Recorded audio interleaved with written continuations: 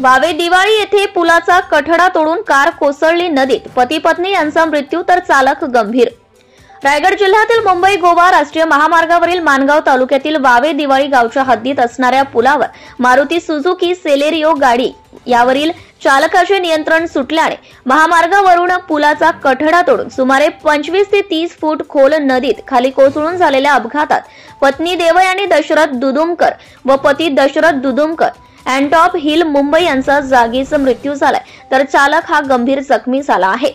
याबाबत सविस्तर माहिती अशी की मुंबई गोवा महामार्गावर वावे दिवाळी गावच्या हद्दीत सोमवार दिनांक 25 रोजी संध्याकाळी 5 वाजताच्या सुमारास महाड बाजूकडून मुंबई बाजूकडे जात असलेली मारुती सुझुकी सेलेरिओ गाडीला भीषण अपघात झालाय।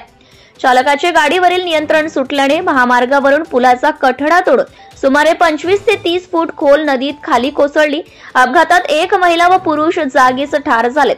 हा अपघात एवढा भयंकर होता की भरधाव येणारी कार नदीवरील पुलाच्या कठड्याला ठोकून हा कठडा तुटून पुलात आदळला। त्यावेळी गाडीच्या अपघाताने परिसरातील नागरिकांनी घटनास्थळी धाव घेतली। हा अपघात एवढा भीषण होता की गाडीचा पूर्णतः चक्काचूर झाला आहे।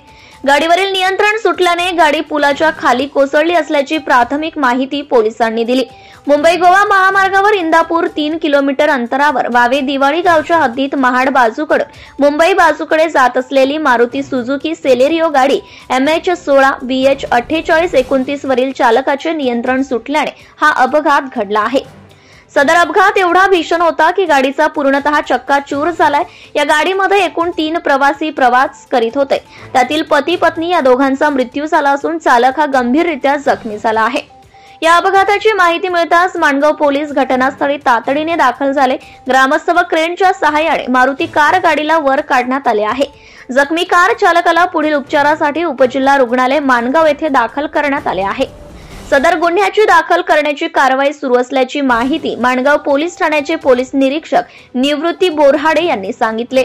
महाराष्ट्र न्यूज लाईव्ह साठी अलिबाग प्रतिनिधी Amol Kumar Jain. Subscribe now and press the bell icon. Never miss an update.